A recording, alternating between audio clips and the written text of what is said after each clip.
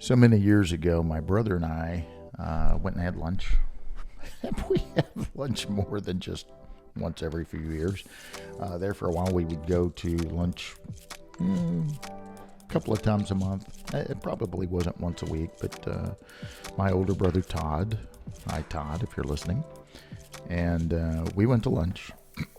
Sometimes we get sentimental and talk about the good old days, when we were kids. And I really did. I thank you, Mom. Thank you, Dad. I really had the best childhood on the planet. You take those things for granted, but I really, really did. My dad was a great man. He's been gone, over 25 years now.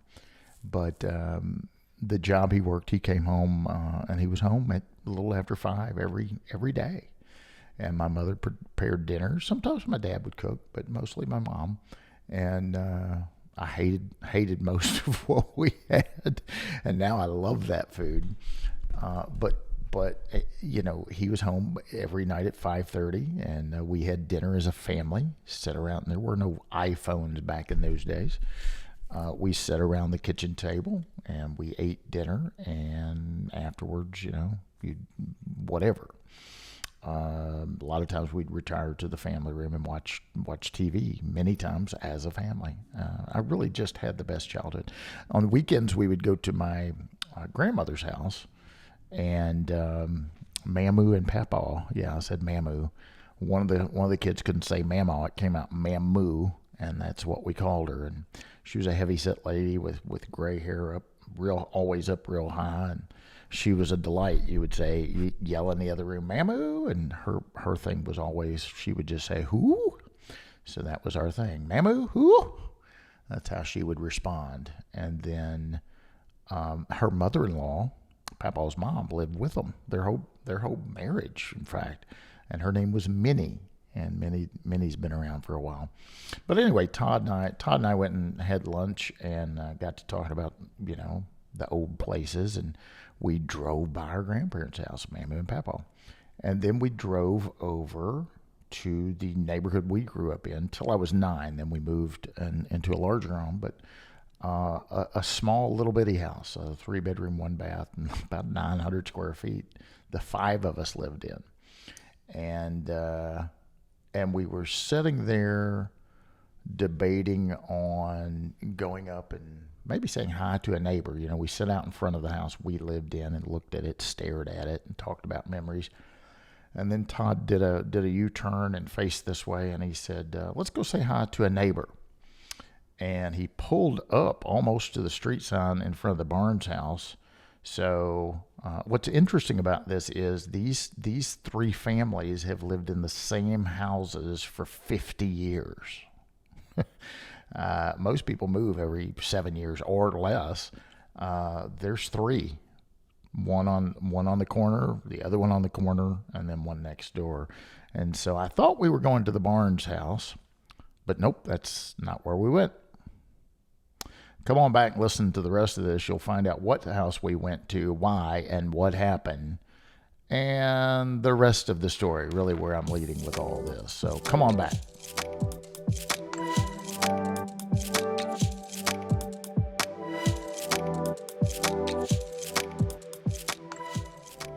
Hi, this is Bryan Reynolds. You're listening to the Appraisal Update Podcast, brought to you as always by the very fine folks over at Appraiser eLearning. You need some education? Check us out at appraisereLearning.com. We've got lots of new courses and even more on the way. We have some great virtual offerings where you have a live instructor that leads the curriculum, leads the day.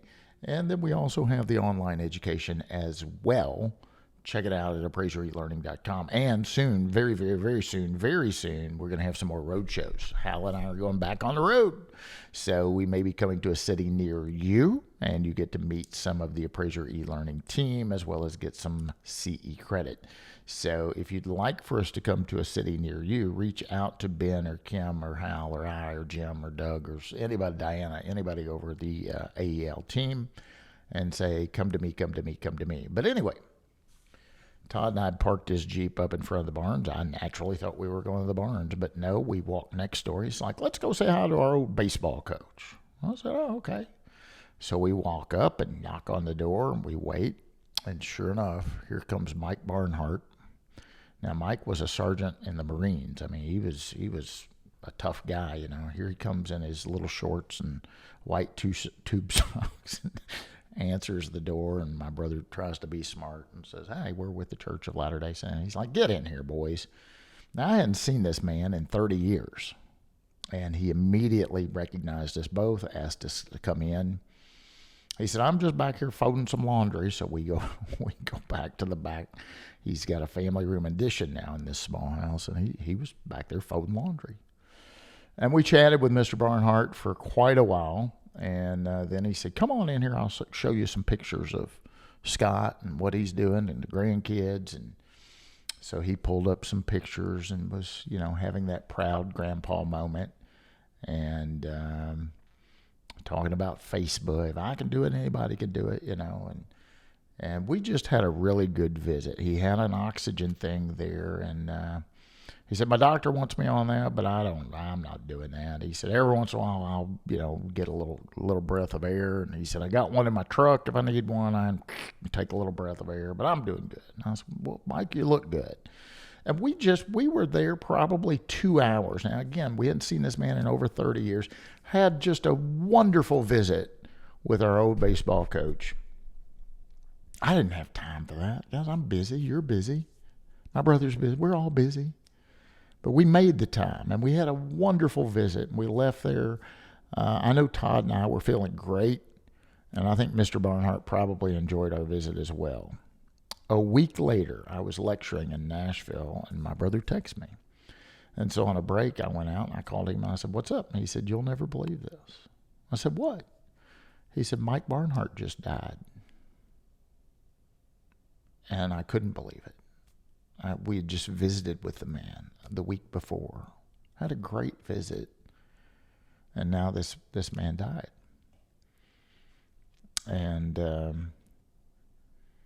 so we attended the funeral. We went by for the visitation, and then we went and we had a little drink on behalf of Mr. Barnhart. But while we were there, his son came up, and he said, "Hey, guys, you'll never believe how Dad went on and on and on about you guys just randomly showing up at the front door and visiting with him. That really made his day. Thank you for doing that." So, guys, I just want to take a moment to say, take some time out for the people you love and care about. Take some time to go visit someone. Take some time to write a card. You know, the best thing to do is face-to-face, in person. Give them a hug. Have a conversation with them. If you can't do that, have a phone call. But another cool thing is old school, not an email, not a text, not a snap, not an Instagram, not a Facebook. Send a letter. I got one not long ago, and this was very nice, and I've kept it in my desk. It's housed in my desk. I didn't read it and throw it away. Oh, that was nice, and throw it away. I still have it. This came in March of 2021, and it sits right in my desk. And it was just a little note. It said, "Bryan, I have no idea how you find the time to do all that you do, but I really appreciate what you do for appraisers and the appraisal profession, DW." Thank you, DW. That means a lot. And it's Danny Wiley. Okay, I'm not trying to embarrass anybody, but that meant a lot to me, and I've kept it. It's in my desk. Thank you, Danny. Thank you for those kind words. I encourage you to reach out to somebody that you care about, somebody that maybe it's a business associate, maybe it's a family member. I'm not a writer. I don't like to read. I don't like to write either. But many years ago, I wrote a little note card like that and sent it to my grandmother, and she was losing her sight, so I don't know that she was able to read it. She probably had somebody read it to her. But I just sent her a little note, and it was just a little note to say, hey, thinking about you. The last time I picked you up, brought you over, I drove you around and let you see Christmas lights. And I did. I said, when's the last time you saw Christmas lights? She's like, oh, I couldn't remember, So I went over to pick her up and bring her to my mom's house for Christmas dinner. And I said, well, let's just go on a ride. And we just drove around the community for a little bit and drove her by and showed her some Christmas lights. I haven't put any pictures up, but last year for my mom's birthday, she turned 85. And we surprised her. We picked her up in a limo bus, and she I think that was her favorite part. Not going out to dinner, not us buying her. I think her favorite part was, she had her 3 boys with her, and we drove around that limo place, and we said, "Show us where you grew up. I want to see the little house on Cottage that you talk about so often, and let's go down by 4th Street and show us that house. And show us the one on 3rd Street where you lived in a basement when you were first married and had my oldest brother, Todd. Show us the basement apartment you lived in." And I think that just meant the world to her to have family together and spending that time together. So I encourage you to go visit somebody, write a letter, make a phone call. If it's got to be a text, do that. But guys, life is short and time will slip away from you. I'm going to try and start writing. I've got these really cool Appraiser eLearning little note cards, right? I've sent some out, but I'm going to try and start doing better and sending those out. But I really wanted to just take a moment to open something I got today. And I have no idea what this is. So you're getting to see it. And if it's inappropriate, this broadcast will never air. Okay. I know this is a podcast. It's mostly audio, but we did start videotaping these. And so I have no idea what's going to come out of this box. I hope it's safe. I hope it's something that doesn't spring out and give me a heart attack. Wouldn't that be horrible if I just had a heart attack right here being on film? But someone I saw recently said, I saw something, I thought of you, I'm going to send it to you. So I assume that's who this is from. I really don't know. There's no name on it. It's coming from New Jersey, and the person I know is not in New Jersey. So I really have no idea if this is from him or not. You can see it's sealed. I have not opened it. And by the way, I had said a while back, got my bone knife out here, going to cut the seal on this. I'd said a while back I was going to do something called the Appraiser's box, right? And I haven't done that yet, and I apologize. It's been my intent to do that as a representative and president of NAA. And the goal was to create a little box, actually bigger than this, but also have a little box, and put it full of goodies and send it to an NAA member ever so often. And so getting this and talking about it on the podcast, I think makes me excited about doing that again. So I think I'm going to do that. And so we'll just periodically send a goodie box to an NAA member. And then we were going to do a little box about this size and send it to just an appraiser throughout the country, whether they were an NAA member or not. So it's another box. It's a box within a box. So we'll get rid of the big box, and now I've got even a smaller box. So I'll grab my bone knife again. You guys can hear me cutting this open. I really appreciate whatever this is. It was nice for someone to think of me and send me something. That's always makes you feel good. And it looks like